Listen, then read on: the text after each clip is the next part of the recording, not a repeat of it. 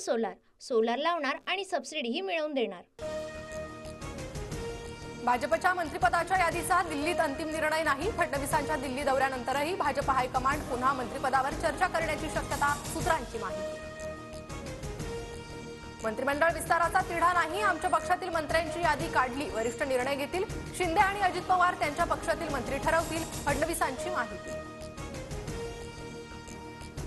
14 तारखेला मंत्रिमंडळ विस्तार होण्याची शक्यता, मंत्रिमंडळ विस्तारासह अधिवेशनाबाबत चर्चा, अजित पवारांची माहिती।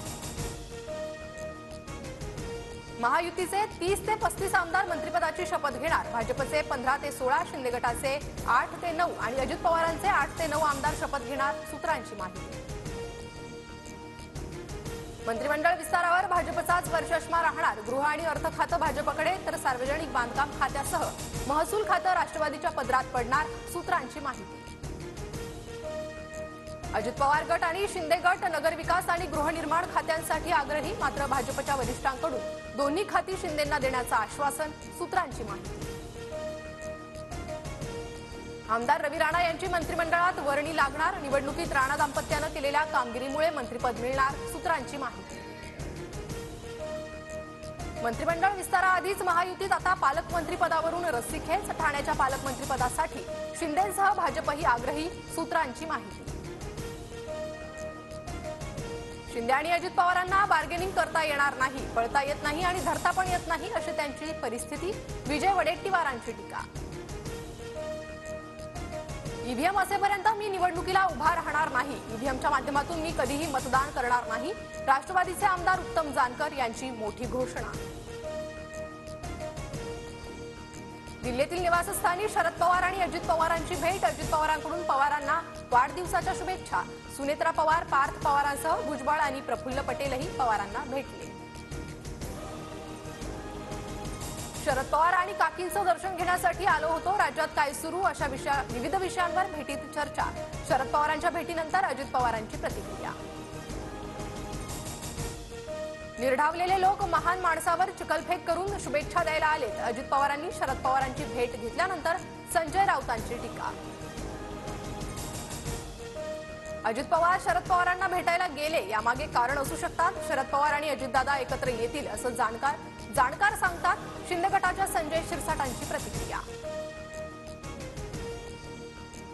शरद पवार आणि अजित पवारांमधील आजची भेट कौटुंबिक, राजकारण आणि कौटुंबिक संबंध आम्ही वेगळे ठेवलेत, युगेंद्र पवारांचं वक्तव्य।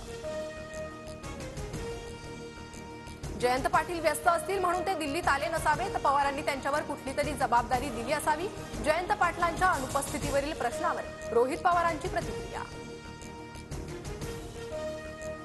छत्रपती संभाजीनगरात जानेवारीच्या पहिल्या किंवा दुसऱ्या आठवड्यात भाजपाचं महाअधिवेशन, मोदी आणि फडणवीसांच्या उपस्थितीत महाअधिवेशन होणार। आंबेडकरी संघटनांकडून आज जालन्यातील मंठा शहरात बंदची हाक, पोलीस अलर्ट मोडवर, तर परभणीमध्ये झालेल्या तोडफोडीनंतर जालन्यातही अलर्ट। परभणीतील घटनेच्या निषेधार्थ हिंगोलीत बंदची हाक, आज हिंगोली, सेनगावसह ठिकठिकाणी बंद, जिल्ह्यातील तिन्ही आगारातील बस सेवा ठप्प।